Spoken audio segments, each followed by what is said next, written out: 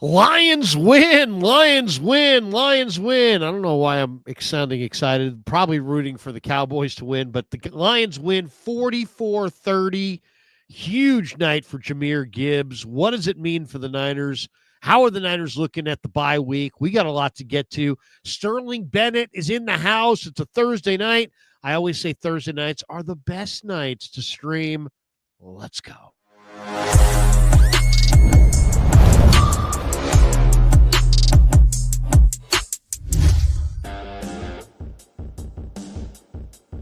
Off and running Thursday night on the Krueger Show. Hope everybody's having a great one. Welcome. It is December 4th, Thursday, December 4th.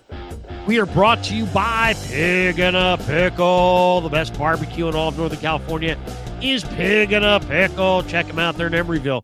They're in Corte Madera. They got a third location opening soon in Petaluma. And we will be at Corte Madera Pig and a Pickle on Sunday for the Krueger Show meet and greet. You're all invited to stop by.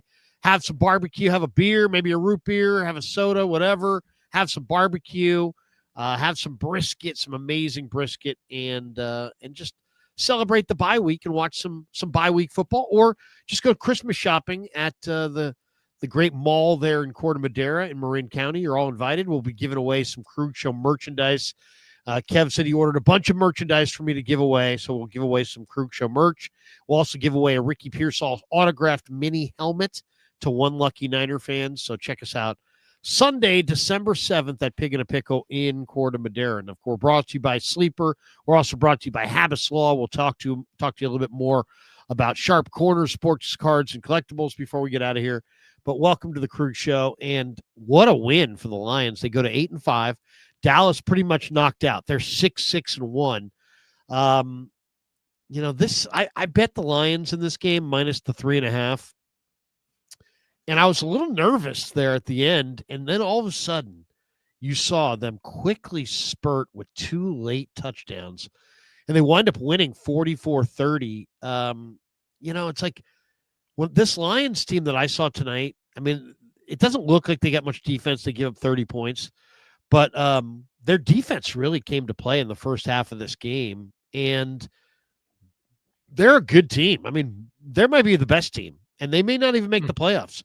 And it may be the Lions or the Niners. You know, it sounds like it's not going to be both. Maybe one or the other. We'll have to see how it shakes out. But I think Niner fans probably should have been rooting for the Cowboys tonight. But instead, the Lions get the win. And I can't say I'm surprised. I'm really, Dallas is playing well and they're coming on. But this is a totally different level as far as I'm concerned. Detroit's on a different level than Dallas. And I thought they were going to win comfortably, and they wound up winning somewhat comfortably. What did you think of the game tonight, Sterling? Yeah, the Dallas Cowboys, I thought, were one of the hottest teams in football. I thought they looked like a team that most NFC playoff teams would not want to play, with the offense rolling, the defense kind of finding its footing with Logan Wilson and Quentin Williams as their 2 new additions at the trade deadline. And shockingly, the offense could score some points. The defense couldn't stop anybody, Jahmyr Gibbs, that guy is insane. He's probably the best running back in football, not named Jonathan Taylor this season. He's just been incredible all year long. I think he's terrifying. You can't stop him in the passing game, the running game. And the Lions are a team that, while Dan Campbell's aggressiveness can come back to haunt them, I think that game against Philadelphia was one of the big examples of that. But the Lions are a team where if they're on their game, they can beat anybody at any place at any time. They haven't lost consecutive games, what feels like forever. And if you're the 49ers, I know this is more of a Dallas Cowboys-Lions postgame show, but the 49ers, they're sitting back saying, hey, we have Tennessee in 2 weeks now, and the Rams play the Lions. And if somehow maybe the Lions can help us out and beat the Rams, we beat Tennessee and kind of keep pace, then everything's open for San Francisco. So that is, a week and a half away from here. But the Lions, man, they assert their dominance. And again, if they're hot, they can take on anybody at any place. So the Lions are scary, and you hope at the end of the day they can kind of keep out of one of those top 7 seeds and miss the playoffs for the first time and have a down season. But man, they are really good, and they're really exciting and really explosive. Yeah, there's, by the way, somebody for the Lions named Al-Quadin Muhammad Are you familiar with Al Yes. Quadin from the Hurricanes? 3 tackles, 3 sacks, 3 TFLs, 4 total hits on the quarterback. And he had a day. I mean, the Lions had 5 sacks. I mean, it's funny. If you look at the box score, once again, Dallas had more first downs. Dallas had way more total plays, 76 plays to 57. Dallas wound up with more total yards, 417 to 408.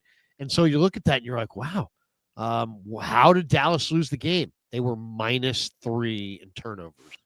And this is kind of the name of the game right now. It's like, we can say, you can talk about all these different factors, but turnovers are so much the name of the game right now. If you can get turnovers, you can win games.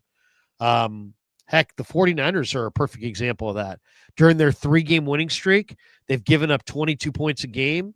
They forced 7 turnovers. Yeah. And as far as rush yards allowed per game, 36, 69, and 136. But that's really it. The Niners in this 3-game winning streak have forced 7 turnovers. Their defense is still not good, except now they produce 7 turnovers in 3 games. So turnovers, it's the name of the game. If you can take the ball away, man, you can beat a lot of good teams. And Detroit did that tonight. They took the ball away from Dallas, and they got a comfortable win. +3 on the turnover margin isn't getting it done for Dallas. No, and it's why I think San Francisco's defense has played so much better. It's why the offense has also kind of gotten into rhythm. The game against the Panthers, kind of excluding that one, but if you want to hype the defense up, they did their job, and they didn't let the Panthers capitalize on Brock Purdy's turnovers. And you're seeing San Francisco now against the Browns capitalize on their turnovers and get some points on the board. And I think, well, I'm not sure if that's sustainable for the 49ers when they play teams like the Colts and the Bears and the Seahawks to end the season. I do think that the Niners they're in a good place, obviously, for a lot of reasons. But when you look at the landscape of the NFC playoff picture, so much can change week by week, right? San Francisco, if all goes right, they could be the number 2 seed by the end of the weekend, which probably isn't likely, but it's possible. They're jumping up to the 6th seed no matter what, because Chicago and Green Bay play each other. And really, Chicago plays Green Bay twice. Like, the Bears could be out of the playoffs when it's all said and done, and they're the number 1 seed right now, which sounds crazy, but that could be a reality if the Lions and San Francisco keep winning. So a lot can change, and wouldn't that be wild if the Bears missed the playoffs right now? I mean, that would be wild, would it not? I mean, they looked, after the way they've been playing the last month or so, they look like the team that has the most momentum. But you're right. I mean, why don't we?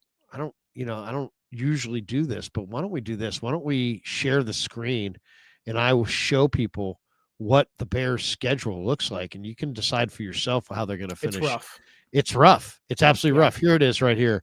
Here is the Bears' schedule, and it's a rough one. They play at Green Bay, then they play home against Cleveland, but we know how good Cleveland's defense is. Then they play home against Green Bay. Then they play at Niners on a Sunday Night Football national TV tilt. And then they finish at home at Soldier against these Lions, who are playing great ball and are probably better than the Bears. And I would say the Lions, my guess is Chicago loses 3 more times. They lose once to the Niners, once to the Lions, and once to the Packers. That would be my guess. Yeah. And if you're going to lose 4. Right. And also, if you're Green Bay, you're hoping you win that second game and get the tiebreaker over Chicago. So, I mean, really, even if the Bears go to the playoffs, they could drop from the 1 seed to the 7 seed and barely make it in, or, they could be traveling to Los Angeles in round 1, or who knows. So much can change. And, I know the Bears fans are feeling good. Ben Johnson's out there tearing his shirt off in the post-game locker room, and Caleb's out there winning some games late and whatnot, and the defense is creating turnovers. But, I have some questions about Chicago. They've only beaten 2 winning teams so far this season. They've had to kind of compile some late-game heroics, but it's worked out for them. However, if you give the Packers, the Niners, and especially Detroit in Week 18, any takeaways, any turnovers, and give them a big lead early, the odds are you're probably not going to be able to make your way back. So I'm not sure Chicago's way of winning is sustainable for them, but a lot can change from, now to week 18. But the Bears, their spot's not safe atop the NFC, and really no one's seeding is safe, maybe outside of the Buccaneers, but even then the Panthers are like half a game behind them for the NFC South. So everything could change when it's all said and done. Oh my God. I've never seen a more open playoff picture than what you have right now in the NFL. I mean, it's just absolutely amazing when you look at how wide open this thing is. Okay, if I gave you $100 right now, and you could put, or I gave you $200. I gave you $100 to put on a team in the NFC, $100 to put on a team in the AFC. Who are you gonna put it on right now? Who do you feel good about? I mean, it's a tough call because one, all these teams. I mean, some of these teams that you'd want to put money on to maybe win it all might not even make the playoffs. I mean, it's like after watching, are the Bengals going to get in? Do they have a shot? I mean, Baltimore and Pittsburgh are 6-6. Bengals are 4-8. But the Bengals sure looked better than Baltimore last week on Thanksgiving. Yeah. And then it's like, do you put money on Buffalo? I mean, they're going to be a low seed. They're not going to win their division. Looks like New England's going to win the division. There's the Colts, there's Jacksonville, they're kind of wild. There's Houston, who knows? There's Denver, there's Chargers, there's Chiefs. I mean, it's like, are the Chiefs going to get in by the skin of their teeth? I mean, and then in the NFC, it's not a whole lot easier. I mean, in the NFC, Eagles, Bears, Packers, Lions, Bucks, Niners, Seahawks, Rams. If I gave you two teams, one in the AFC, one in the NFC, who are you going to take as we sit here on December 4th? Yeah, I think in the AFC, I take Denver. I just believe in that defense. Wow. They've had some late game heroics. Obviously, you want them to have better starts to avoid having to have late game heroics to win some games. But I just don't know how much the Patriots can carry the momentum into the playoffs. Obviously, they're 11-2. If they get the number 1 seed, would a week off hurt them? Would a week off help them? I don't know. I don't believe in Buffalo if they can't run the football. I don't think Buffalo could run the football against Denver. I don't buy into the Ravens. I don't think the Bengals are going to go to the playoffs. And really, out of the AFC South, I think the Houston Texans are probably the best team in that division right now. And they're in third place, a game behind the Colts in Jacksonville. So I think I'd pick Denver. I don't love Denver's offense, but I think they can compile things together, keep games close, and Bo Nix just has that clutch gene right now to help win them games. But in the NFC, the only quarterback I truly trust is Matthew Stafford. That said, I do not believe in that Rams secondary whatsoever, and I don't love this either, but I may pick the Green Bay Packers. They lost Devontae Wyatt. The running game or the run defense is probably going to struggle, but they figured things out at linebacker. They're getting back healthy offensively, knocking at Tucker Kraft, but Jaden Reed's back. Matthew Golden's back. Christian Watson's looked really good in the last couple games off injury. So I think I put 100 on Denver and 100 on Green Bay right now, which I don't think if you asked me in the preseason, who are your two picks, those would be the teams, but I think it's Green Bay and Denver right now. Wow. That's interesting. That's interesting. That's why I'm on the show, Larry. Well, keep on your toes. Green Bay and Denver. I mean, you know what? This is why this is a great topic, because there are lots of answers. Okay, I always look at a couple different factors. Okay, one of the factors I like to look at is outdoor record, because almost assuredly you're going to have to play outdoors. Yeah. And I always look to see who's got a good record or a bad record outdoors. Baltimore's 5-6 outdoors. That's not very good. That's not very good at all. No, then I'm looking at the NFC. Outdoor record. Detroit is 3-3 outdoors. They're 5-2 in the regular season indoors. Outdoors 3-3.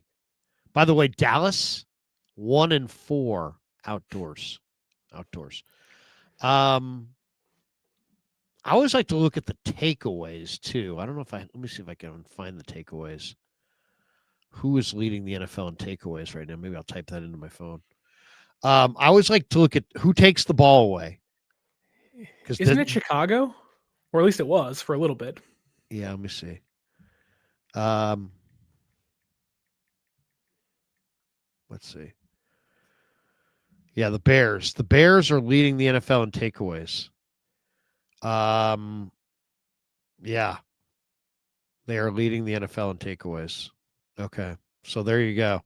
That's a big one, I think. Team takeaway leaders. Number 1 is the Bears. Number 2 is the Steelers. Number 3 is the Rams. Number 4 is the Jaguars. So Bears and Rams take the ball away the most out of the teams that are in there. Yeah, I would say, I think if I had $100 on each conference, I think I would probably play New England in the AFC, even with the injuries they have right now, kind of slowing them down a little bit. But they're playing great ball on both sides of the ball. They got a great secondary. They got a good young quarterback, maybe a great young quarterback. They got a really good young offensive line.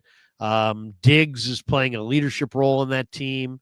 Defensively, I think their back seven is as good as anybody's. I think their secondary is really good, and they've got guys like Barmore playing big ball up front. So I like New England a little bit. I mean, I could make an argument for Denver. I could see an argument for Buffalo. I don't know about anybody else. The rest of those teams kind of don't look great to me. I like Denver, but I would say Patriots would be my team in the AFC, and I'd probably have to go with the Rams in the NFC, as much as I hate the Rams. Just, Stafford and that D-line. Though I do think the 49ers are alive. I think the Niners could beat there's really two teams that I don't feel great about. The Niners against the Lions and the Niners against the Rams. Don't feel great about that. Against the Bears, I definitely feel good about that. Against Philly, I feel good. Tampa, I don't feel great, but I feel okay. Seattle, I would feel really good. Green Bay, I'd feel really good. Detroit makes me nervous. The Rams make me nervous. Those are the teams that I think that might just be like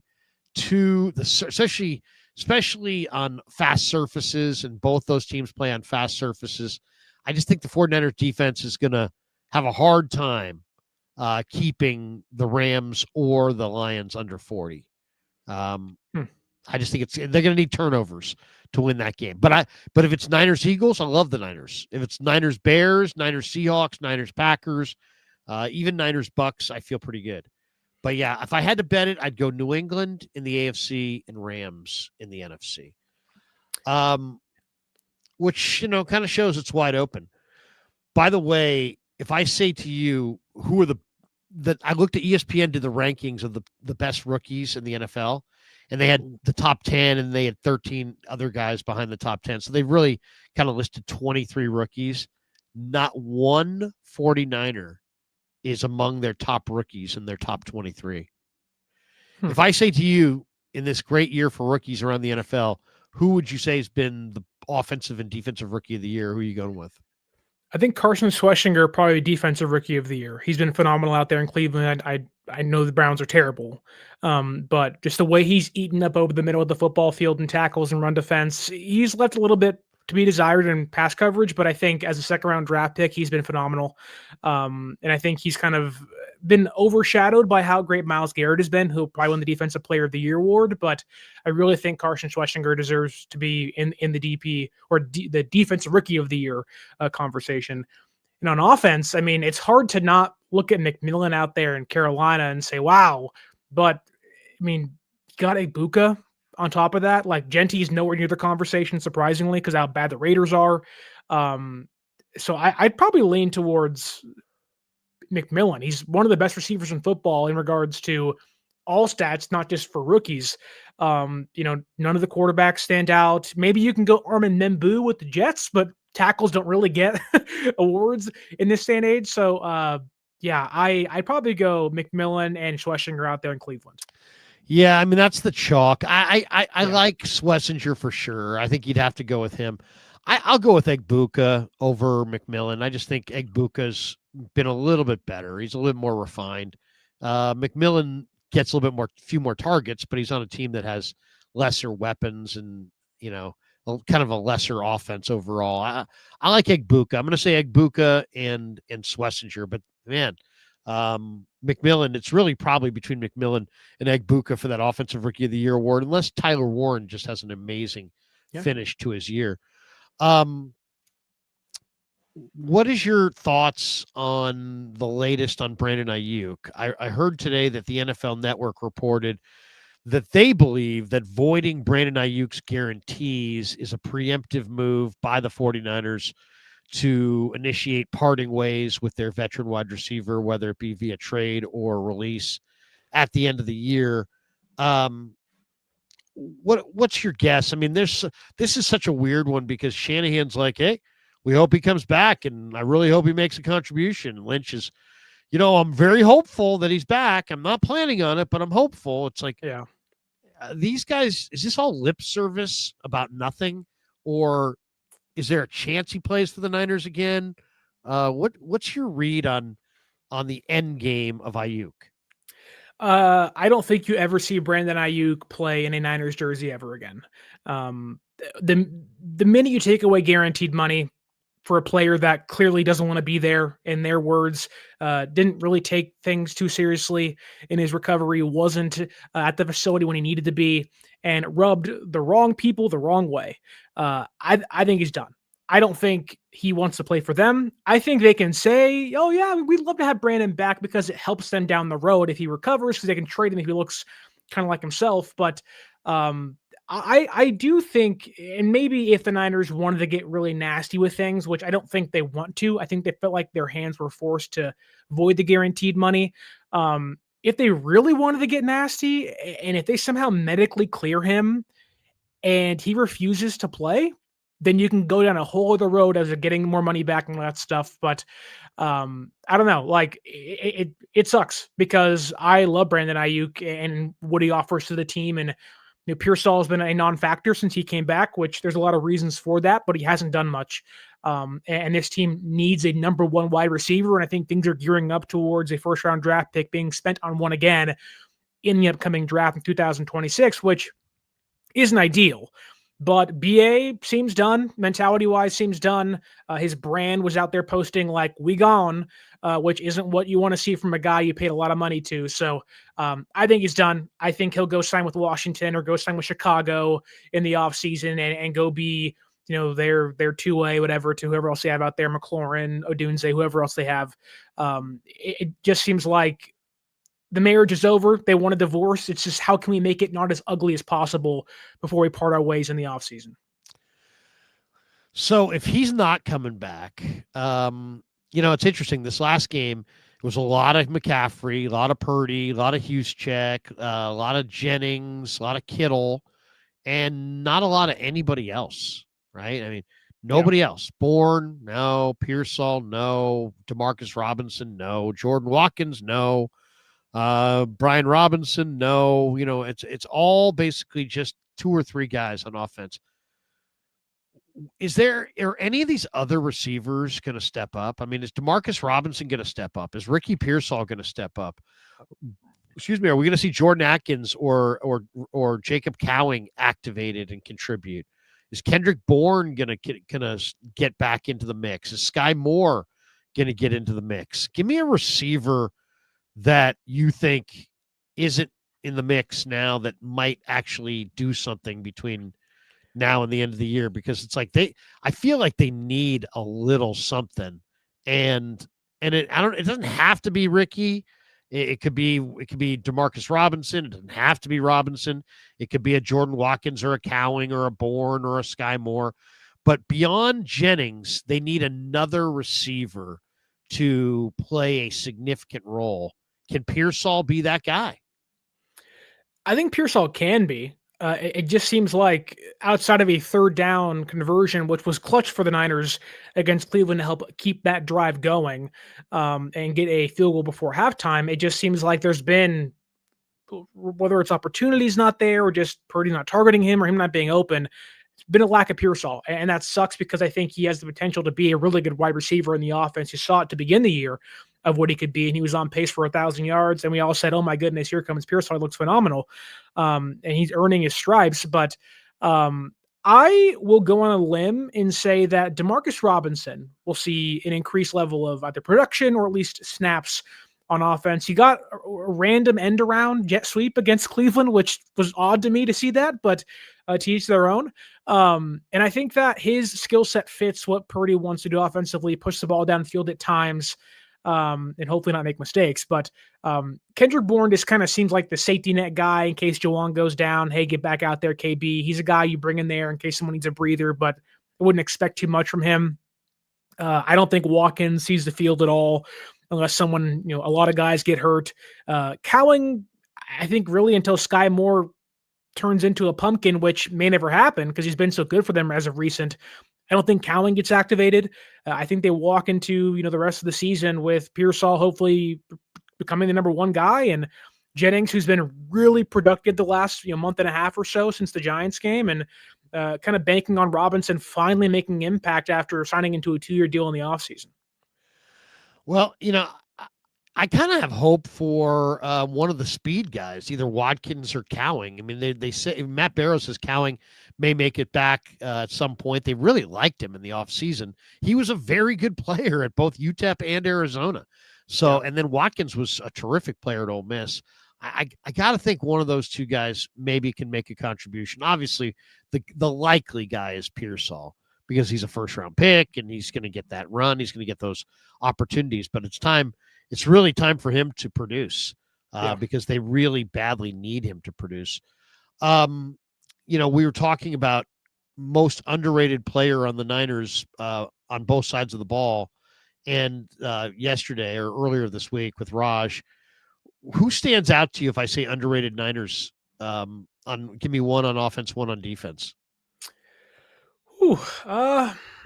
On defense, I think as of recent, I would say Upton Stout. I think he's had a heck of a great last month. The Rams game, I know certainly it doesn't always favor him in the matchup with Puka Nacua and whatnot, but I think Stout's been phenomenal the last 3 games or so going back to Arizona. I think it's been his best stretch of football. Obviously, his mentality just fits what Saleh wants to do. He's aggressive. He's a good blitzer. He just has a knack for being around the football. Now, he doesn't get takeaways, but I think he's done a heck of a job in coverage and kind of come into his own late in the season. He's done what you expected other guys in the rookie class to do. As of, week 12, week 13, start hitting your stride and looking like the guy they believe you can be in year number 2. I think Keon White also belongs in that conversation as of recent. Since they got him, he's been a nice kind of plug and play guy. He's made some plays, big fumble recovery against the Cardinals a couple weeks ago, and being one of their more consistent pass rushers on the interior. On offense, though, it's hard to say because it feels like 3 guys are the offense, but underrated, I'm going to go ahead and say Spencer Burford. He ain't perfect. He has some mistakes at times, and I know they were going through rotation at left guard, but I really have been impressed by Burford. He played left guard in high school. He was kind of a swing tackle, then a real tackle at UTEP, and they've been kind of playing him at right guard and right tackle. They didn't really have a place for him the last couple of seasons, but I'm actually more confident in Burford as this team's left guard, especially in pass protection over a player like Ben Bard. So I'll say Spencer Burford simply because there really isn't many guys to choose from besides the main core we've seen this year. Yeah, I'm gonna go with Brendel. I mean, he hasn't given up a sack this year, and I think a lot of people's first thought is negative when it comes to Brendel. Yeah. But I think he's been kind of called out so many times that I think he's playing his best ball. I think he's actually playing pretty good ball. The other guy I'd go with on defense is Jordan Elliott. I just think with a line there's all this turnover, Jordan Elliott quietly has been durable and he's been pretty productive. He's been a really solid player in the middle of the defense. Is he great? No. Is he a superstar? No. But he's just been a very solid player, I think, across the board. One of the concerns, someone said, do you have a major concern about the Niners? Well, one of them is starting to be that they have no freaking speed. The Niners are 25th in explosive offensive plays with 5.2 a game. We're talking about 10 plus yard runs or 20 plus yard receptions. Chicago's number 1 in football, by the way. 7.8 per game. Niners are 25th out of 32 teams, 5.2 a game.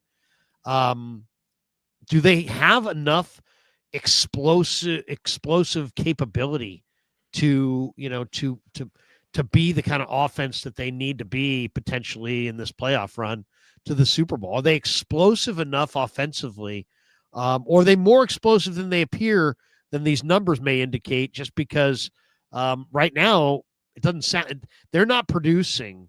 They've had the hardest time producing a 20-yard run, and they don't have any real big play receivers, and then they have a hard time. That's why it's like they're kind of a team that's got to play even or from ahead.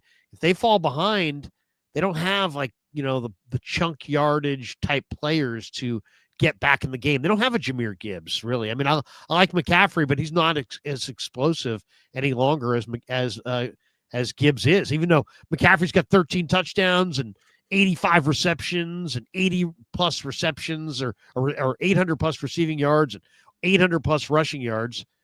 He doesn't have that explosive capability that Gibbs has right now.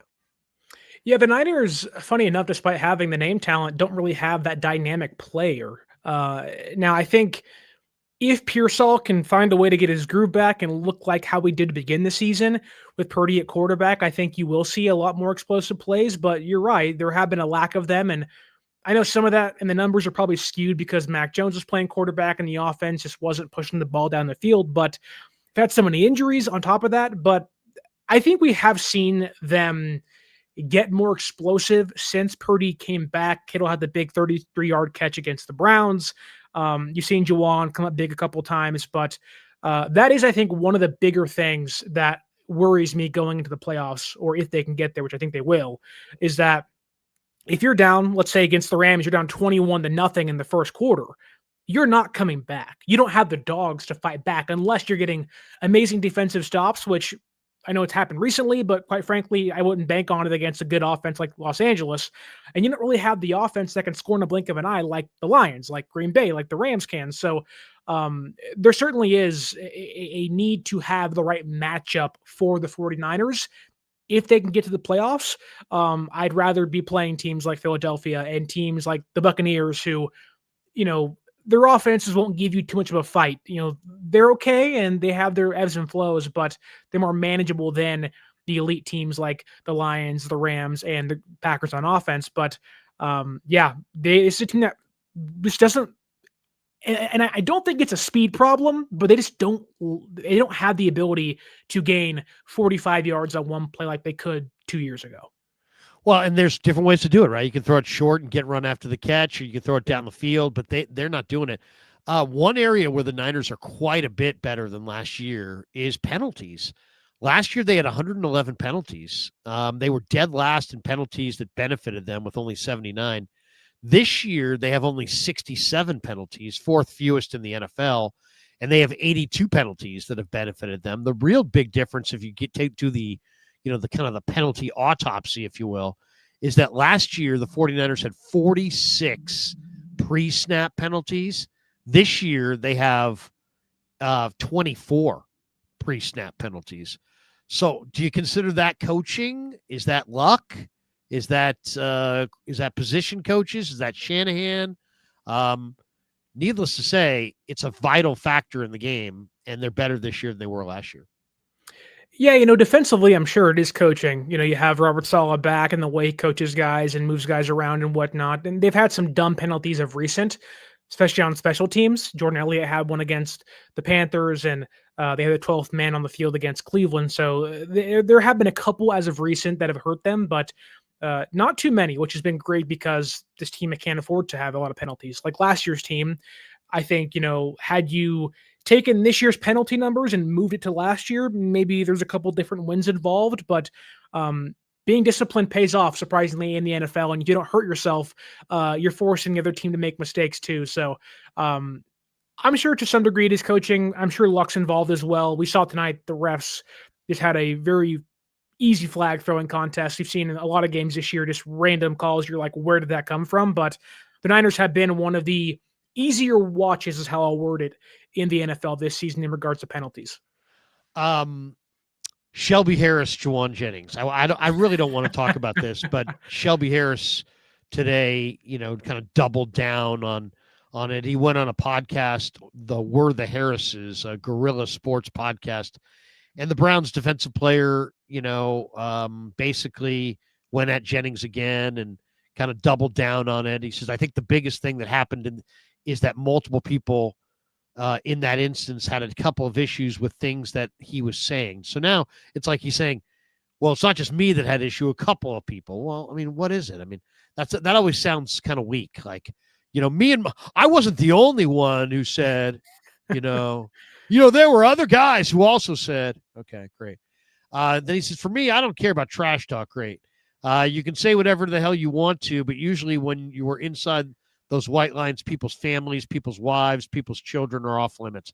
Basically, he's saying that he once again, he came out, called out JJ, said he said something he shouldn't have said, didn't say what it was. Now he goes on a podcast and doubles down on it and says again and what it was, that he said something he shouldn't have said. Now he's kind of adding more to the story, saying that it's obviously he crossed some line in relation to his comment about either something he said about somebody's wife or somebody's kid, somebody's family. Big deal, small deal, no deal. This JJ Shelby Harris back and forth. I think it's pretty comical, to be honest with you. I mean, trash talk is part of sports. It's part of football. It's part of basketball. It's even part of baseball at times. You ever play first base? Not the kindest base to be on while you're taking a lead sometimes. It feels like a guy that, when someone goes in is like a tattletale and they go, okay, what happened? You go, well, actually, I didn't see it, but it happened to my friend and I'm going to cope for them. And you're like, what? Like, okay. Like, and we know this. If someone says something across the line to you, you're getting beat by 20 points. Do something about it. Like it's not like you're going to win the game. So if it was that far, and let's say Juwan did talk about someone's mother or child or wife, then do something about it. Harris was talking about, I think, whether it's post game or on the podcast itself, of like, if that happened on the streets, it's like, okay, well, this isn't the streets, first off, but also if you're that mad, do something. Like, it just feels like a guy that they got beat. Juwan probably rubbed it in, and made him feel bad. And, it's okay. Like, move on, dude. You have 3 wins and you just got beat by, 20 points in your own house again by a team that, quite frankly, had 3 turnovers against the Panthers 2 weeks ago. It's like, why couldn't you play better? Myles Garrett had 1 sack. Harris didn't get home once. It's like, you guys didn't look good against a rather average offensive line. So I don't know. Feelings were hurt, but I think Harris should just kind of zip it and play better as the year goes on. But JJ, Draymond Green, same person. Bet there's a ruffled, and you move on. I would say no deal. We got a guy in here saying, hey, heard on Twitter Jennings was talking about Harris's mama. And, it's like, did you not go to middle school and high school and, your friends at the lunch table didn't say things like that? It's like it all happens. I mean, what? I mean, what really kills me are the media people in the presser who ask Shanahan if he's okay with it and then try to intimate that they know that JJ crossed some invisible line that's heinous. And then we're asking Shanahan, are you okay with him? It's like, we don't really know what he said. Shanahan doesn't really know. Nobody really knows exactly what was said. But then it's bad enough that it's like JJ crossed a line, which is always like, I always hate the people who are like in the midst of chaos, all these guys in the middle of the field talking trash. You're now going to try to police it with rules. Oh, you can say this, but you can't say that. And he went too far. And what we're now going to decide afterwards, what's too far and what's not too far. And then we're going to ask Shanahan about it because it's like, and then Shanahan is going to have to be on record as saying it's okay or not okay. And what if something like this comes out? What if the guy today went on this podcast and said, he said that my newborn should be killed. Oh my God, that's terrible. That is awful. Now Shanahan's already on the record as saying, hey man, it's no big deal. I don't think it's a big, so I hate that kind of questioning. I hate the kind of gotcha questioning, that kind of, if he said this, then that, but if he said that, then this. And if you're endorsing what he said and he said something that was too much, then you're both snagged in this terrible web. And, I hate that shit. I really hate that. It's just, it's like, it's what do you so expect the coach to say? I don't like my guy that talks trash, and that's his brand of football to not do it. I don't know what he said, but like, I don't play in between the white lines. I'm on the sideline. I don't know what's going on. I just see the play and I'm out there calling plays offensively. It's like, what do you expect the coach to say? Like, yeah, I don't like it. And JJ's like, what do you mean you don't like it? Like, that's how I play football. And you loved it when I was winning and doing all these things. It's like, I don't know. It's Juwan Jennings. Like, enjoy him while you can. You might not be back at all. So enjoy the punches to the gut and below the waist, and enjoy him getting some Browns defensive players triggered in the meantime for the next 4 weeks or so, for as long as he's here. All right, next topic. Eric Kendricks, he's going to wear number 43. Is he going to do anything? Do you have any belief that Kendricks is going to make an impact? Do we see Kendricks pretty soon now because of the injuries at linebacker? Yeah, I don't know what the status of Bethune is. I think Kyle said that he may come back after the bye week, which I think would kind of eliminate Kendricks from being a factor into the defense. But I don't know. Like, is Eric Kendricks washed? He might be. Like, I'm not expecting much. Coverage last year were bad. Right. And so it's like, okay, if you're not good in coverage, then why? He's a depth guy. You get that veteran guy, been around for a long time. And I don't know. He played for a really bad Cowboys defense last year, which I know Mike Zimmer was there and that's his guy. But like, if you're bad on a bad defense, you're probably not a good player anymore, unless somehow you can get to a new coach and you're still young. But Kendricks is like 32, 33, played for like over half a decade and whatnot. He's been around for a long time. My only thought would be if there was a concern Nick Martin concussion continues, maybe Kendricks comes back, but Martin should be fine with the week off this weekend. So but the signing doesn't move me at all. He's just a guy. He's a depth piece. You might as well bring back Demetrius Flanagan Falls too. They're all the same basically at this point in time late in the year. There's a reason guys aren't signed through week 13, through week 14, because they just aren't good enough. And so I think Kendricks fits in that mold than most guys. And I don't know. He'll do what Devondre Campbell couldn't do. He'll play the whole year, but I wouldn't expect much from him if he does get out there. Yeah, I don't expect him to do much. I really don't. We'll see. I mean, hopefully he won't need to do too much. That would be my first concern. The other story of the day, and we've seen this week, guys like Laken Tomlinson got cut. Today, Darnell Savage asked for and was granted his release by the Washington Commanders. Ragnow tried to come out of retirement to play for the Lions, and he didn't pass his physical. Darius Slay, got cut loose the other day, was going to Buffalo, then said, I may retire. I'm not really sure if I still want to play. He's kind of in limbo.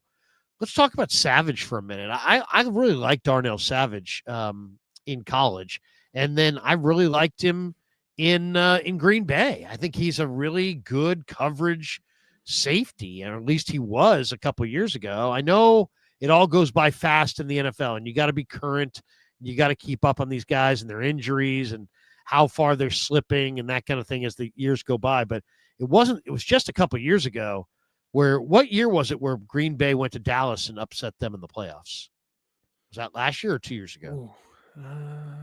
Wasn't it, or was it 3 years ago? I mean, he was a major player at that point. This guy's not old. It can't be more than 28 or 29. Should the Niners kick tires on Darnell Savage?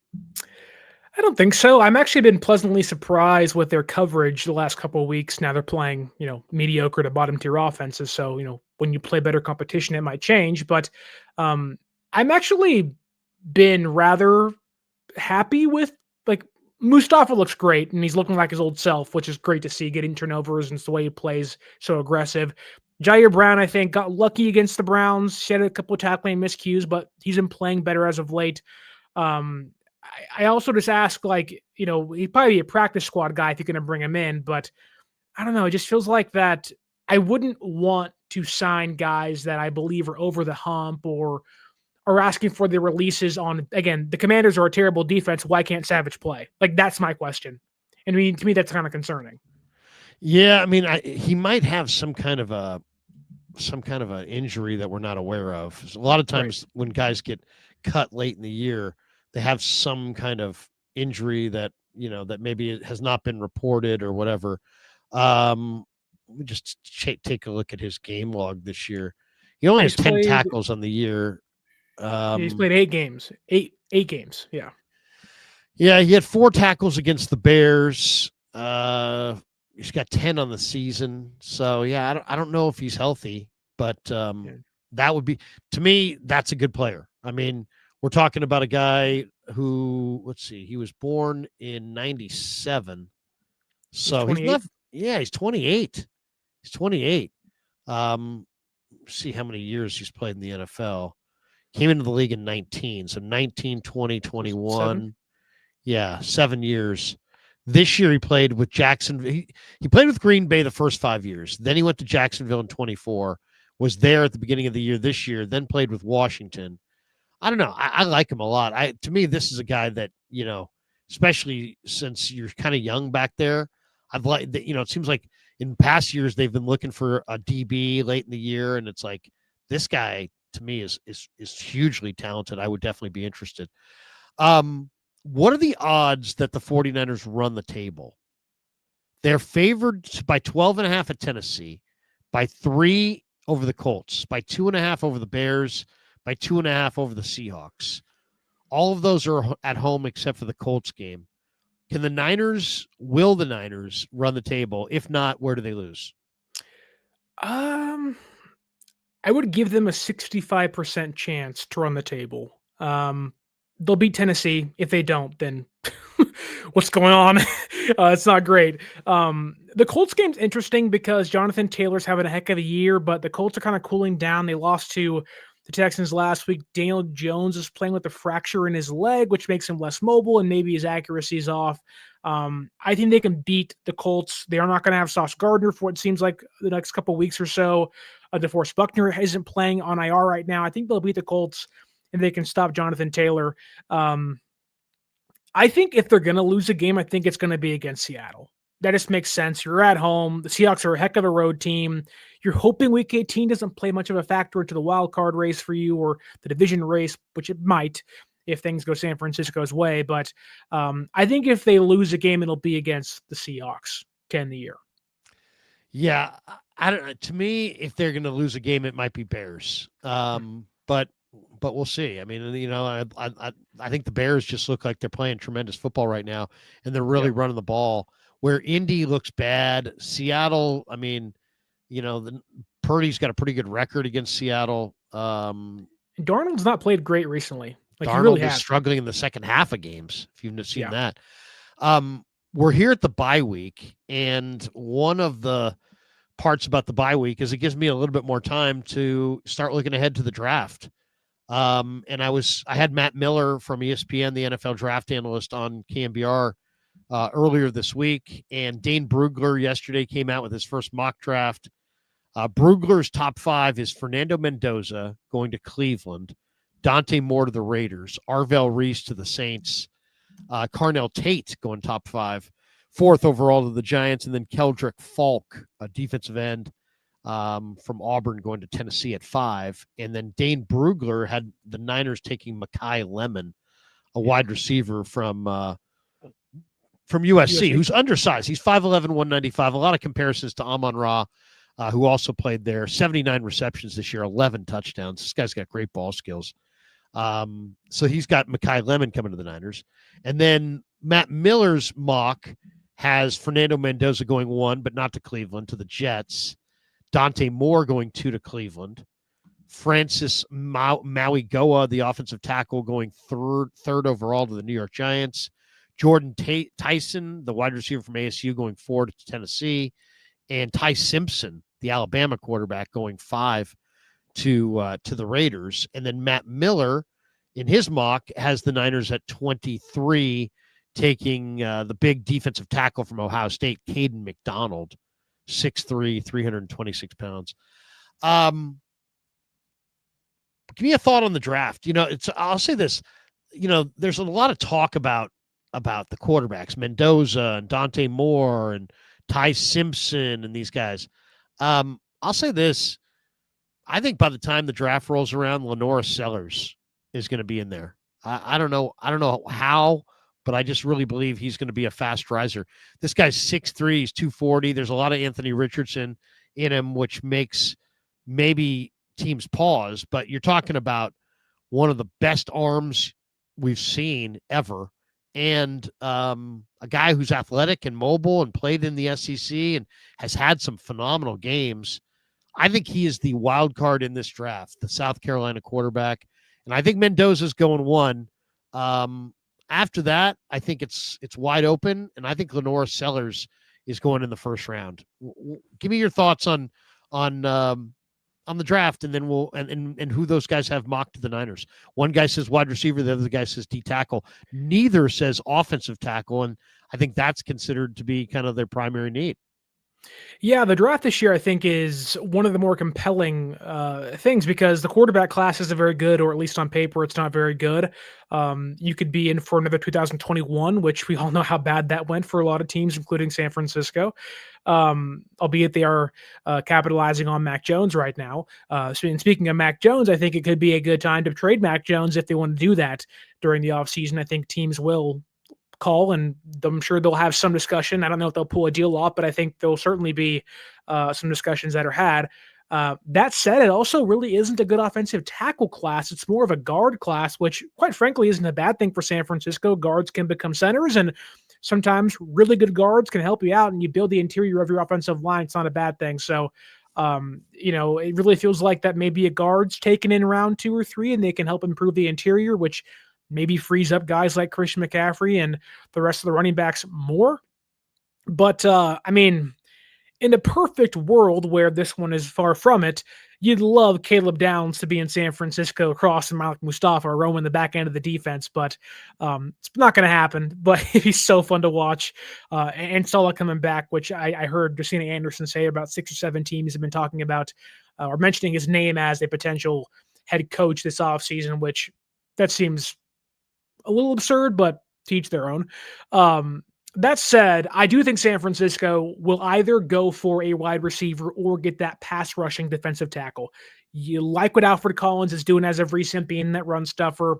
West is proving to be kind of the replacement Kevin Givens, and hope with the higher upside, he'll grow into more of a role. You're going to lose Yetur Gross-Matos in the offseason. You got Keon White for that reason. From the Patriots. You love what Mike Hill can bring when he's healthy, but, he has to stay healthy. You get Bosa back and you have Bryce Huff. Like, you can see the archetype of like a really good defensive line coming into the fruition, but they are missing that interior pass rushing defensive tackle. And I think, you look at guys like, I think it was Matt Miller or Dane Brugler had to San Francisco. It was a guy from Ohio State. I think I'm forgetting his name for a second, but well, there also is Carnell Tate? Yes. Carnell Tate? The defensive tackle. Caden McDonald. Yes. Like, that team makes a lot of sense. Get a pass rusher on the interior, pairing with Alfred Collins and Mike Hill. And, like, I know a lot of fans didn't love passing on Walter Nolan this draft, which makes sense. He looked really explosive, but go get him or go get a version of that in this next year's draft. And you walk in 2026 saying, oh my God, this defensive line could just be dogs everywhere. That said, though, if you lose Ayuk and you lose Juwan Jennings, I'm not going to be the person to tell Kyle Shanahan you can't have another wide receiver. Like, it's not going to be me. And I would not be shocked to see Kyle Lemon, knowing what he can do behind the line of scrimmage, pre-snap, the speed he has, the ball skills he has. There's a reason why he's being mocked this early to San Francisco. And in a receiver room or a class that actually is pretty deep, Lemon, I think, may be one of the better ones. But first round's always a controversial one for San Francisco fans. Have not been a fan of the recent picks they've had, but I think defensive tackle may make some sense. But you have to have receivers that can separate, and they don't have those guys with Pearson not playing well. And if you lose Juwan and Ayuk, receiver I think is on the board, if not the highest on their board in this draft class. It's funny. It's like, there's a lot that has to happen between now and draft day. I mean, draft day is months away from now. It's not till late April. It's in Pittsburgh this year. But just looking at the board a little bit and watching a lot of college football, I would say it's probably offensive tackle, wide receiver, defensive tackle, defensive end. Those would probably be the 4 positions that I would say are need positions. When I look at the offensive tackle group, I kind of like the guys that aren't going to go in round one. I like Jennings Dunker from Iowa. I like Xavier Chaplin with the wrestling background from Auburn. I like Emil Wagner from Notre Dame, who's going to be a day 2 or day 3 guy.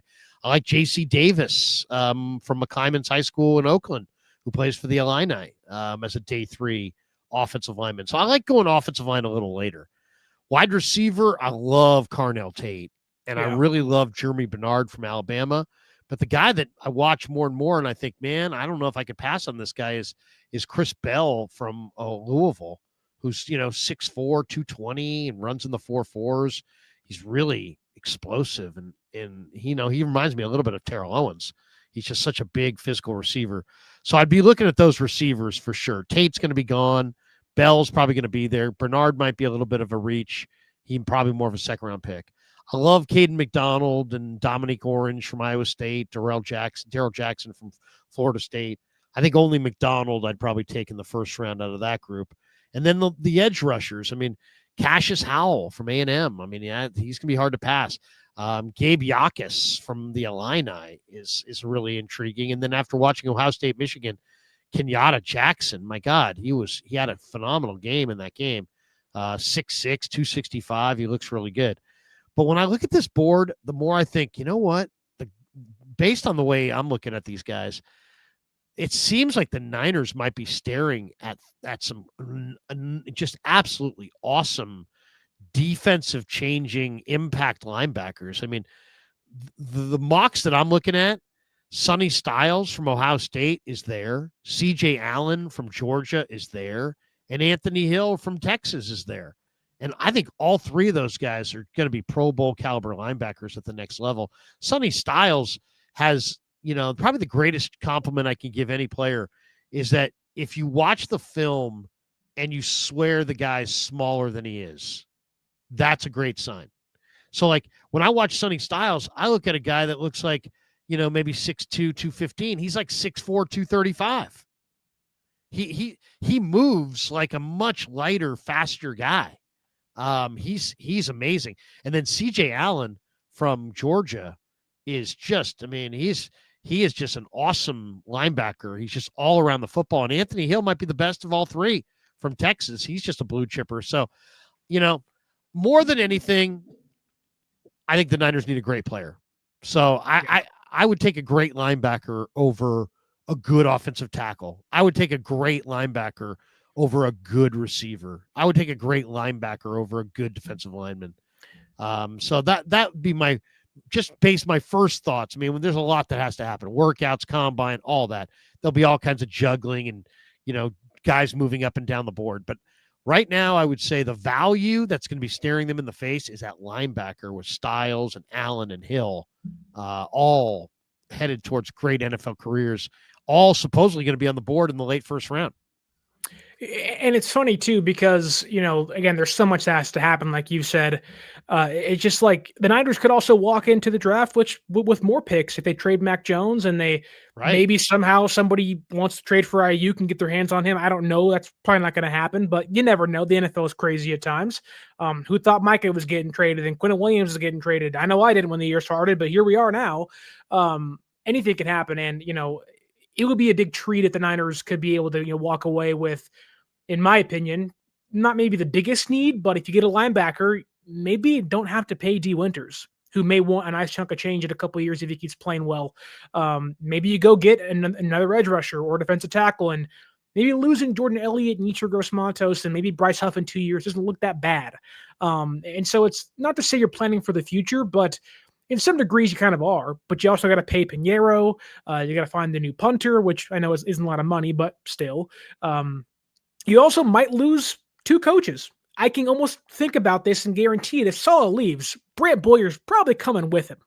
Like, that's my assumption. So, like, you may lose 2 coaches again by the beginning of next year. So it's like you may need to get as much talent as you can find. And I think, having the draft picks they have and maybe adding more, I think is the best route for San Francisco to help replenish their team and continue to kind of grow in this retooling season they've had this year.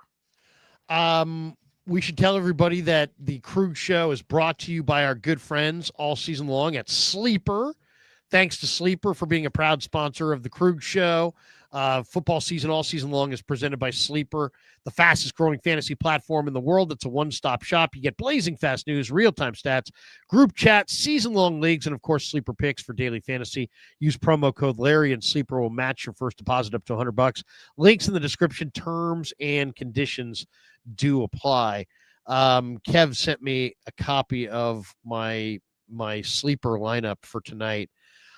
I had Dak Prescott throwing a pick, winner, covered. I had or what's he? Gibbs had 77 receiving yards, way over. Yeah, so he had over the receiving yards. David Montgomery, 1 touchdown. Okay, so he had the anytime touchdown. Pickens, I had an anytime touchdown. He did not. That was where I lost. Ryan Flournoy got the touchdown for Dallas. Yeah, so I got them all. We got them all except for one. So we went 4 out of 5. 4 out of 5. Anyway, huge fan of Sleeper. Thanks to Sleeper for being a proud sponsor of the Krug Show. They're a great sponsor and they do an incredible job. And people love Sleeper. So thanks to Sleeper for being a proud sponsor of the Krug Show. And it's always fun. The one thing about Sleeper is it's a lot of fun. And there we go. You get $100 deposit match up to $100 if you use code Larry. So use code Larry at Sleeper, Larry. All right. One of the exciting announcements of the day is that Roger Craig is one of the senior finalists for the Hall of Fame. How incredible would it be if Roger Craig made the Hall of Fame? This is my dream scenario for Super Bowl week. Niners, Patriots, dynasty of the 90s and 2000s against the dynasty of the 80s and 90s, and actually not 90s, 2000s, dynasty of the 2000s and beyond against the dynasty of the 80s. At Levi's, that would be amazing. And to me, if Roger Craig were named a Hall of Famer during Super Bowl week, that would be fantastic. To me, he belongs, and it's long overdue. What do you think, Sterling? How do you feel about Roger Craig going to the Hall of Fame? I mean, it's like you said, it's overdue. He's a guy that he just was so ahead of his time. You look at all the stats you see, and it's Christian McCaffrey and Marshall Faulk, and then it's Roger Craig right there with 1,000 yard seasons and the receptions and the rushing. He just was so different. He was a player that you didn't see every single day, where now you see guys all across the NFL, Jahmyr Gibbs, Christian McCaffrey, Jonathan Taylor, guys that can catch and run with the best of them. And it just, Roger Craig is somebody that set a standard that guys really didn't start to copy for a decade after he was gone. And so, it's so overdue. He's a guy that just didn't really get the flowers he deserved in his time, and he isn't getting them now. And I think if you turn the clock back and you took every single young NFL fan, someone that's under the age of 30, and made them watch Roger Craig film, you'd say, "Oh my gosh, why isn't this guy more talked about?" And it's because of Jerry Rice and Joe Montana and other guys that has overshadowed him, and Barry Sanders and Walter Payton, guys who clearly deserve their flowers as well. But Roger Craig, just so good. Even a guy in the fan base sometimes, or younger fans don't really know about him very much. Frank Gore, but who's Roger Craig? And you're like, please go back and watch a guy that he just the epitome of consistent. He was a guy that you just said he can get it done every single way possible. And he's a big dude. He'd lower his shoulder, but also make a few guys miss in the open field too. So Roger Craig, deserving Hall of Famer, and hopefully he gets in this year. Well, I mean, give you an example of why I'm such a Craig fan for the Hall of Fame. Okay, take tonight's game, for example. Okay, Dallas had 200-yard receivers, right? CeeDee Lamb, 6 catches for 121 yards. Ryan Flournoy had 9 catches for 115 and a touchdown. In that game, those 2 receivers went off. Well, guess who didn't go off? Javonte Williams, right? Because he only had 17 carries for 67 yards. Because he had 200-yard receivers, he got 17 carries. So he didn't go off. Now let's flip the card and look at the Lions. The Lions got a great performance out of Jahmyr Gibbs, right? 12 carries for 43 yards and 3 touchdowns, and then 7 catches for 77 yards. Okay, well, what did Amon-Ra do? He didn't have 100 yards and he didn't have a touchdown. So why? Well, it's because he played with Jahmyr Gibbs. Did Amon-Ra benefit tonight from playing with Jahmyr Gibbs, or did Amon-Ra statistically was he hurt by playing with Jahmyr Gibbs? See, I think when people talk about Roger Craig, they always say, "Oh yeah, and he played with Rice in Montana." Like, oh yeah, because he played with Rice in Montana, he should have had fatter numbers. But anybody who understands football knows there's only one ball. And it's rare that you go into the locker room and there's a receiver that had 150 yards and a receiver and a running back who had 150 yards. It's usually one or the other. Oh, the running back had a big day and the receiver didn't. Oh, the receiver had a huge day and the running back didn't. And that's why, and it bothers me. Roger Craig's numbers were suppressed by playing with Jerry Rice. Jerry Rice is the greatest statistical force the league's ever seen. He's got records that still are in the stratosphere, and the league's more of a passing league now than it was when he played. And Jerry was fueled by insecurity, and he needed the ball, and the Niners knew he needed the ball, and they fed him the ball. Roger, on the other hand, was a team-first guy through and through who was very confident, and wasn't fueled by insecurity, and he was just happy with the win, where Jerry was like, "Hey, man, get me the damn ball," right? Well, if you have one personality on your team that's like, "Get me the damn ball," you get him the damn ball, and the guys who are not like that wind up getting the ball less. It's just my way of saying that, we've all these analytics people that can analyze all kinds of different things.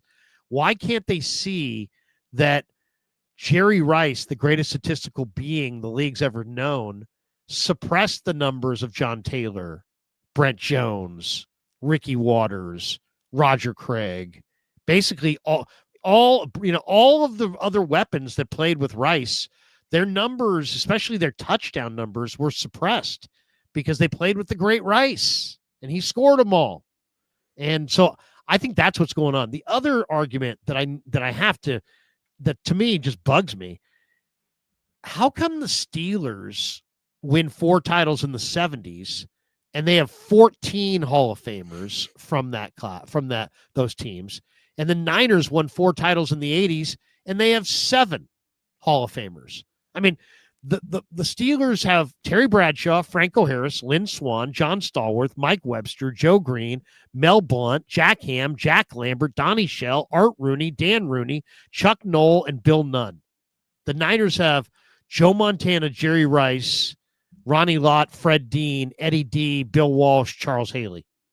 Now, they also have Willis and Bryant Young and Steve Young, but I'm just saying those guys were in the 90s. I'm just talking about the Niners of the 80s are only represented by Montana, Rice, Ronnie, Dean, and Haley. And the Steelers have 14 guys, and then Walsh and Eddie D. But I mean, 14-7? Double? They have double the Hall of Famers? Is that fair? Is that equitable? Or is that because Pittsburgh's really close to Canton? Or because Steeler Nation is, really, really huge? Roger Craig, I mean, I have the numbers in front of me. Roger Craig has better numbers than Larry Zonka, than Earl Campbell, than Ollie Matson, than Franco Harris. Then Roger Craig has only 200 fewer receiving yards than Lynn Swann. Lynn Swann was a receiver. Roger Craig was a running back. And Lynn Swann's in the Hall of Fame, and Roger Craig's not. And don't tell me about the 1990 NFC title game fumble. Screw you. You're kicking a guy out of the Hall of Fame because of a single carry? Really? I mean, come on. That's just ridiculous. So this is every back from the team of the 80s except Roger Craig's in the Hall of Fame. Every back from the team of the 90s is in the Hall of Fame. He really should be there. Gary Reason said it. He said Walter Payton and Roger Craig were the 2 best backs of their era. They could do it all. This guy was a Pro Bowler at fullback, at halfback. He was an All-Pro. He scored 3 touchdowns in the Super Bowl. Probably should have gotten the Super Bowl MVP. Instead, it went to Joe. Roger Craig had over 100 yards in the Super Bowl where Rice got the MVP. He had over 100 yards receiving that day. Roger Craig if Bill Walsh hadn't died prematurely, he would have gotten Roger Craig in just on the clout of his name and his opinion. I'm Bill Walsh, and I say this guy's a Hall of Famer. But Walsh died too young, and he never got a chance to really argue for Roger. And the Niners have gone through ownership changes and all, building stadiums and all kinds of turmoil and transition. And nobody's taken ownership of Rodgers' Hall of Fame candidacy, and it's just left out there dangling, and he belongs in. He absolutely belongs in, and I think this might be the year. And how amazing would it be for Roger Craig to be announced at Levi's Stadium on Super Bowl Sunday, in a Super Bowl that includes the Niners and maybe McCaffrey, as a Hall of Famer. I mean, I want that Sterling. I want that so badly for Roger, because he's the kind of guy that won't toot his own horn. And so somebody else needs to toot it for him. Anyway, I'm older than you. I saw him play. I feel obligated to jump up and down and say, what the fuck? Roger Craig belongs in the Hall of Fame. Well, I'm sorry. You're not wrong either. He's just a guy that, again, I just don't think many people hear about a lot, whether you're younger or younger than me. I'm 29 now. If you're in your teens or maybe you're in your early 30s, Roger Craig isn't the name you hear often in NFL circles, because he isn't, one of the, guys you just, hear, oh, this guy was elite, Walter Payton, Barry Sanders. He wasn't the guy you go back to the 80s and you're like, oh man, Roger Craig. You just don't hear about him. So he gets lost in the fray, or lost in kind of the sands of time in the NFL and the ether, when in reality, Roger Craig should be someone that fans, the media, points to and say, this guy got it done in the 80s, but you take him into the NFL now, he might be one of the best backs in football. Like, he really transcended the era of which he played in. And I think, he set the tone for modern NFL running backs. And again, that really didn't catch up until 2010, which is shocking. But, it was Craig, Falk, and then now you have all the guys nowadays. And he's one of the first guys of his kind. And I think, trendsetters don't often get the flowers they deserve. And Craig was the ultimate running back trendsetter in the 80s. And you're seeing it now in the 2020s. I'm glad that we're on tonight. In a lot of ways, he was like Jahmyr Gibbs. He was a very similar player to Jahmyr Gibbs. Very explosive in the, throwing the ball in the flat. And is Jahmyr Gibbs like this awesome pound it between the tackles runner between the tackles? No, but he's good enough, and he's headed towards the Hall of Fame. Especially if you look at the numbers he's putting up. All right, couple last ones, and then we'll bolt. You don't win it all in the NFL or in sports without getting a little lucky. Luck is a factor. And it's hard to quantify because it's just that, right? It's luck. And if you say, give me an example. Well, I think I'm a baseball fan too. So I'm a Giants fan, San Francisco Giants fan. 2010, they actually were trying to block the Padres from picking up Cody Ross. So they put in a waiver claim on Cody Ross, and he had a little money on his contract, and the Marlins said, tag, you're it. Oh, you claimed him? Now you got him. The Giants didn't even want Cody Ross. They were just trying to block him from going to the Padres, but he was one of these hot and cold hitters. And when he got to the Giants, he just happened to get hot, and he carried them, and he won the NLCS MVP, I believe. And they won the World Series. And Cody Ross was one of the main reasons. It's hard to believe. And I'm looking at the Niners right now, and I'm looking at Cleve Farrell, and I'm going, this guy's never had – he was the fourth pick in the draft way back when by Mike Mayock out of Clemson. Bad pick by the Raiders. Shocking. Yeah. But Cleve, that was, a number of years ago. That was his best – his rookie year, I think it was 2019, was his best year in the NFL. He had 4.5 sacks in 15 games. Okay. Best season in the NFL. Niners signed him in week 9. He's got 4 sacks and 11 pressures in 4 games. Is this just, beginner's luck and no big deal? Or is Cleve Farrell, going to be kind of a junkyard dog and an underrated key cog, and they're going to get what they need out of Cleve Farrell. I mean, they couldn't get what they needed pass rush wise out of Chase Young, but are they going to get it out of Cleve Farrell? It looks like they may. I would love to see this version of Cleveland Farrell play on a defensive line that had Nick Bosa and Mike Allen, Yetur Gross-Matos, and Bryce Huff fully healthy. It'd be so fun to see him be, Robert Beal can go away for a little bit of time, and, you can just put Cleve Farrell in there and say, wow, we have, 5 guys that can, clog space or just have high motors. And I think Farrell, one thing I'll give him credit for, he just doesn't give up. Like, his motor is so high, the effort's just there. Every play he's out there, which he isn't out there a lot, but he's out there enough, and he's out there doing what he's supposed to be doing and making plays. And you can say his sacks have come against the Browns offensive line, who on paper, the name value carries, but aren't the same. But it doesn't matter sometimes. You're seeing Clelin Ferrell out there with high effort, fighting through guards and tackles and centers. And I think, if they can get some guys back, Samo and Yetur Gross-Matos, who aren't world beaters by any means, but just have a deepened rotation. To what degree, I don't know how deep it may be, but Farrell is a guy who's first-round talent. You already said a 4th overall pick, which in retrospect wasn't a great decision by the Raiders, which, whatever, but that doesn't mean he can't prove value to. He was good in his first stint in San Francisco pre-injury, being a good run defender on early downs and stuff. So Farrell just seems like a guy that embraces the scrappy mentality of a young Robert Saleh defense with the rookies around him. And it's a guy you want in the room, a guy that's like, look, we could be down by 10, 20, got to keep fighting. And that effort you want on a team that's so depleted defensively, high effort goes a long way on a team like this. He's got a little junkyard dog, man. And, it's like he said to me, came in, why here? Why now? And he's like, I want to win. It's like, this guy was a top 5 pick. When you're a top 5 pick, you get nice bonus money. He's made some money. He's probably got a little money in the bank at this point. What he doesn't have is that ring, and he wants that ring. And, he's hungry for it, which is really, really cool. Really cool. And I don't know. I mean, sometimes guys outperform our expectations. Maybe him and Keon White can be that combo of guys that outperform their expectations, and we sit around going, oh my God, look at these guys. We also sit around and say, oh my God, look at Habas Law. 1-800-INJURED. They will fight to make it right.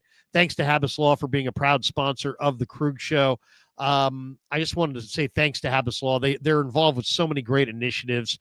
The latest is, do you ever look at the coaches who win relentlessly, the legends, the architects of dynasties? These are systematic warriors, disciplined, obsessive, unwavering. They outwork, outthink, and outlast everybody. No shortcuts, no drama, just pure, unfiltered domination. That is Omar Habas, Tariq Habas, and the Habas Law team. When Habas Law goes up against the big insurance companies, the ones that stall and deny and hope you'll give up, they don't blink. They grind them down. They expose every weakness. Habas Law hits with strategy, pressure, and relentless preparation, because Habas Law knows every inch of the Bay Area legal playing field. Nothing, and I mean nothing, catches Habas off guard. If you've been injured and you want to win, there's only one call to make. Visit habaslaw.com. That's Habas Law. They will fight to make it right. 1-800-INJURED. Thanks to Habas Law for being a proud sponsor of the Krug Show. 2 little videos I want to show here at the end. This one right here I think is really good. This is Brock Purdy scoring in the end zone off Coach Yak's Twitter. Great highlight here. And then he comes back to the sideline. He's saying something to Mac Jones. I think we get live mic here. Here we go. This is Brock Purdy in Cleveland scoring his touchdown on the keeper, the zone read keeper, and then did the Dougie. And here we go.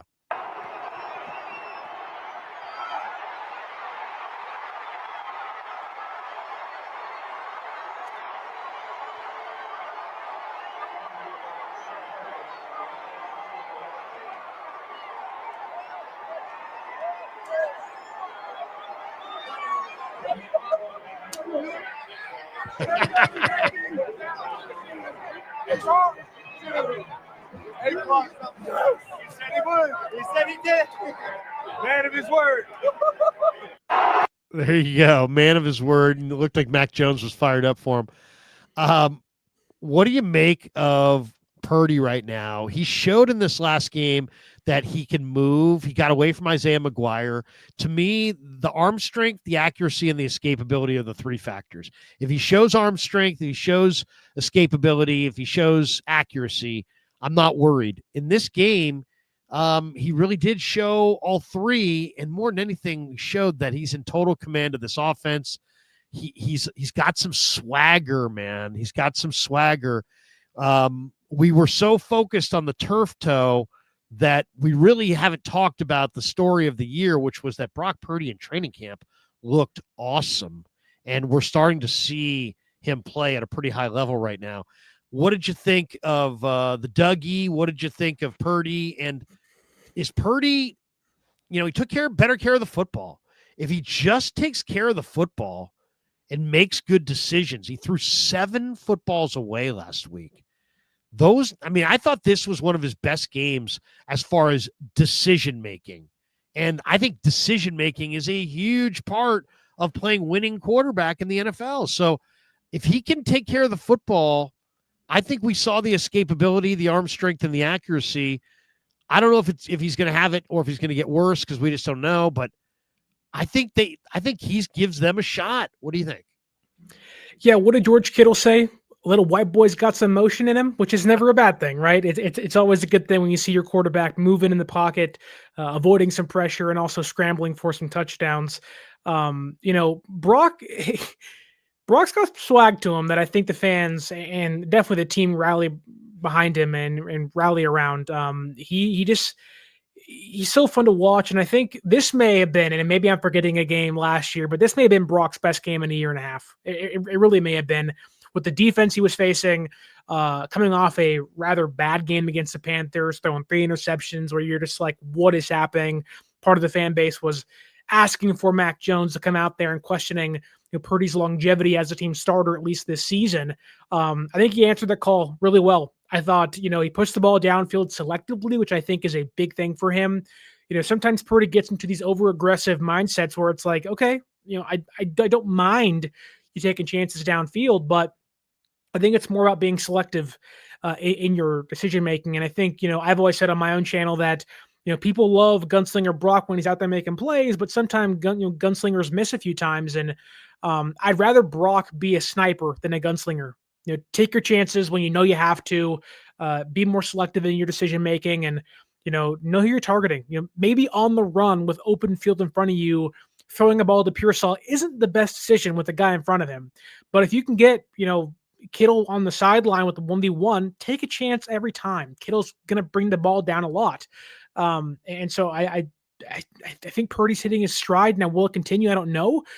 Tennessee shouldn't give him too many fits, but when you have your quarterback, no matter who it is, but if it's Brock Purdy with a rather average defense behind him, if he plays clean football, lives to fight the next down, which he hasn't been doing a lot the last 2 years now, and just plays safe, complete football, this team can go a long way and surprise some playoff teams that may be ranked ahead of them. So I think Niner fans that may have been so down on Purdy against the Panthers should be equally as up on him after that Browns game and what he did last Sunday.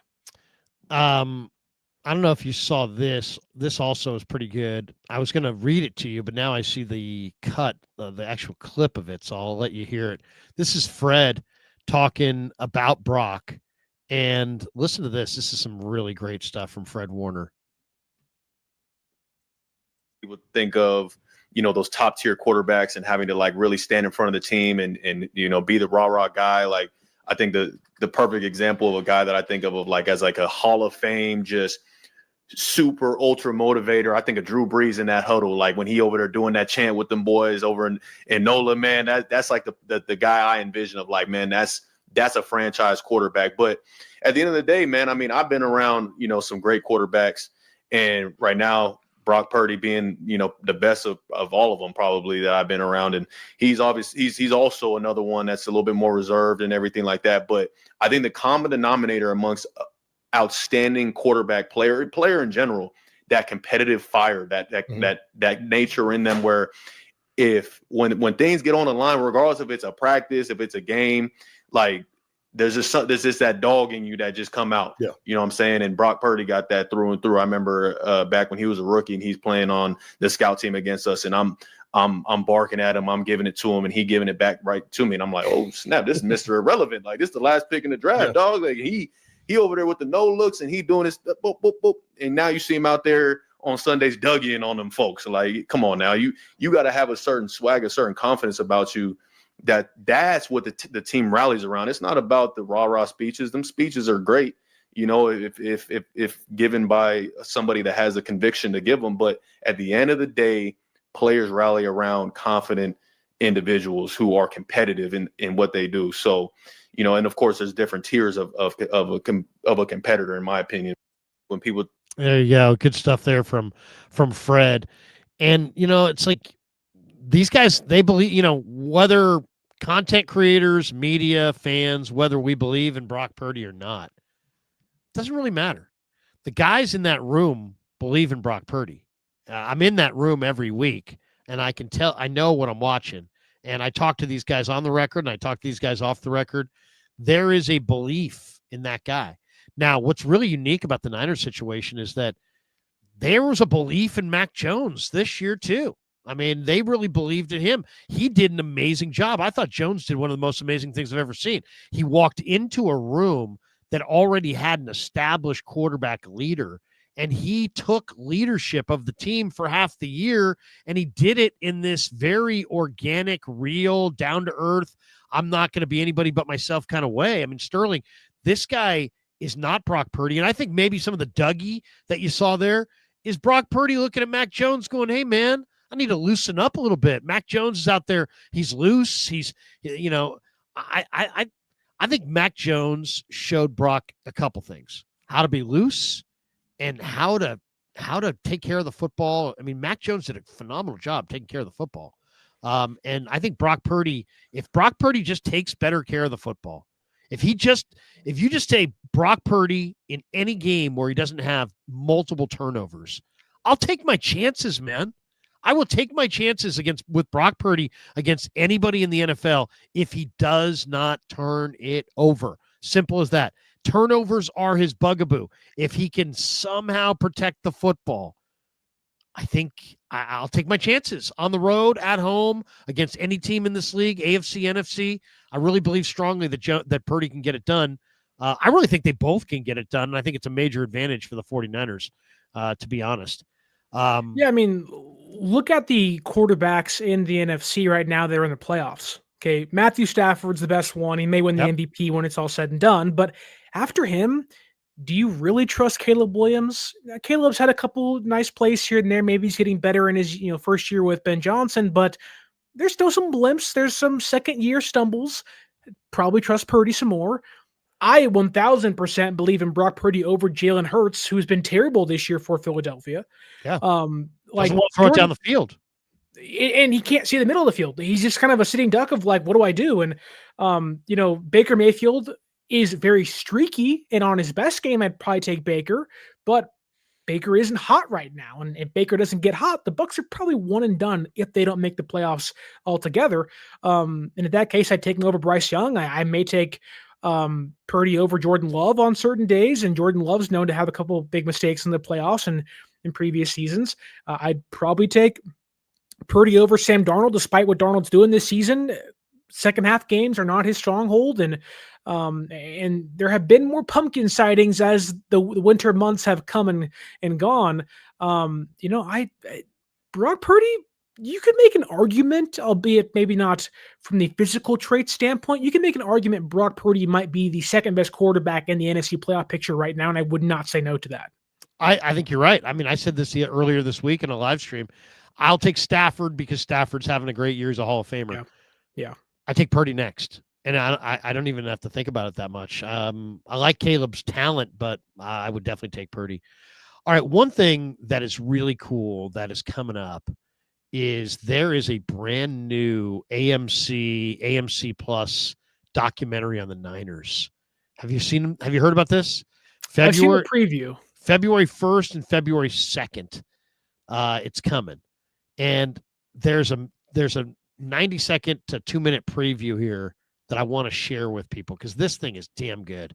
And there's some amazing if you're a Niner fan, this will get you fired up. So I'm gonna share the screen on this as we're about ready to finish up. But I do want to share this.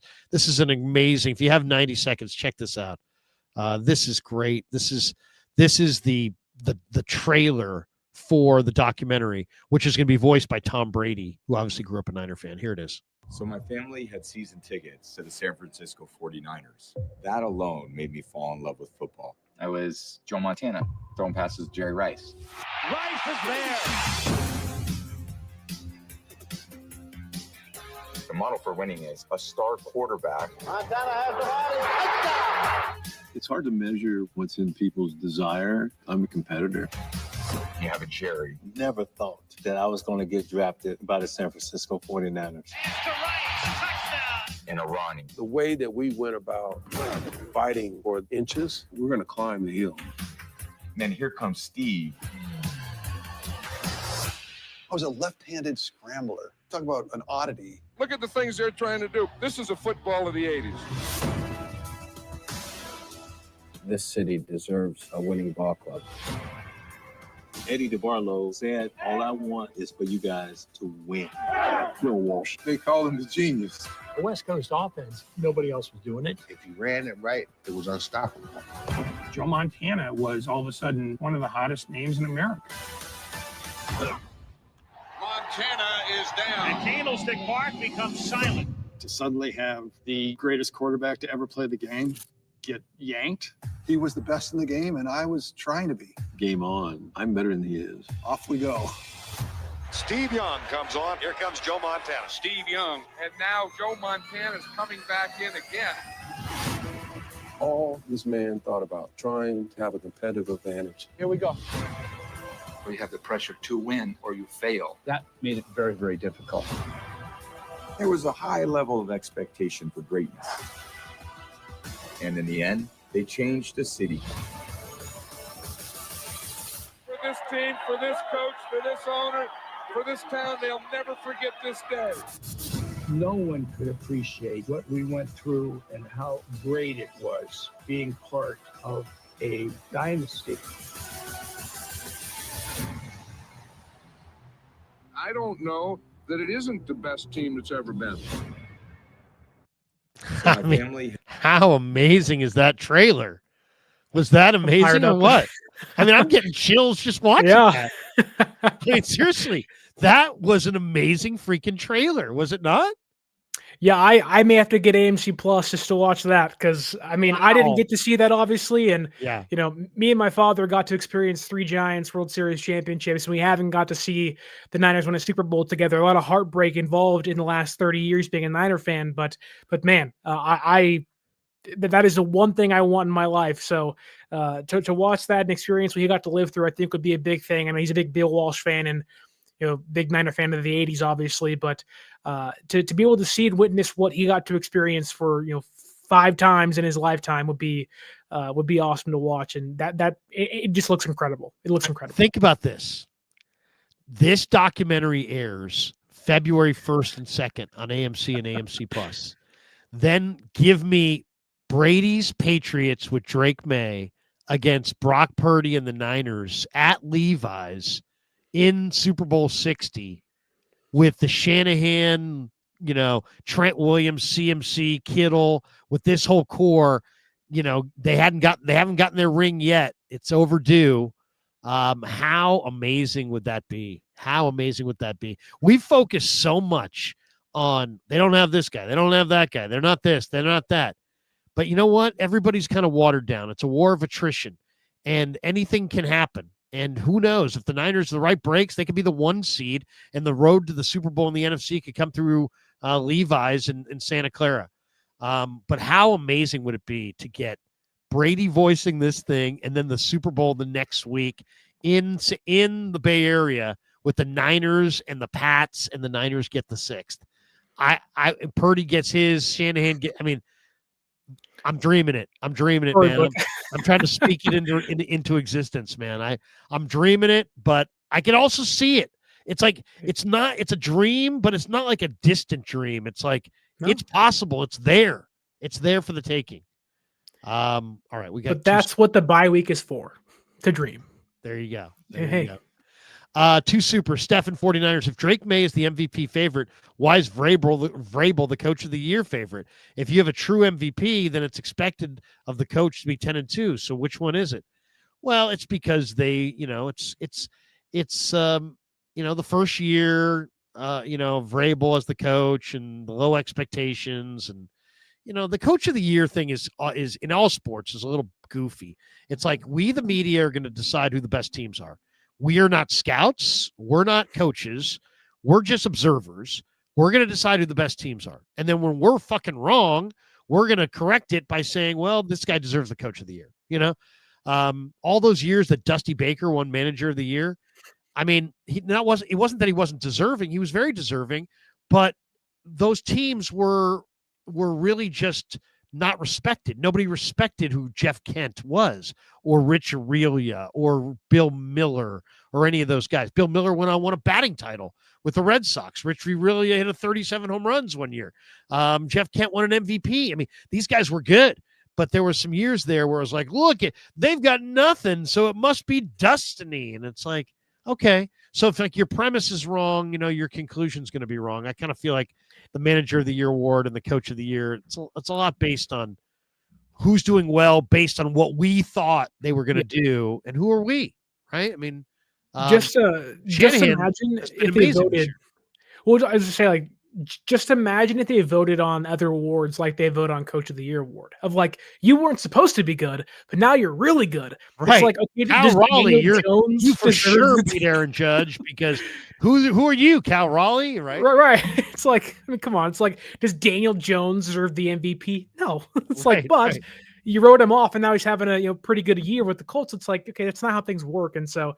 I mean, Vrabel's doing a heck of a job, but there are a lot of teams, a lot of coaches doing a heck of a job this year. Shanahan, McVay's having a great year. Obviously, the Rams are really good, but Donald in Seattle, Ben Johnson, like there's so many good coaches out there doing a heck of a job this season. And Canales in Carolina, yeah. I mean Steichen. There are a lot of these guys doing good jobs.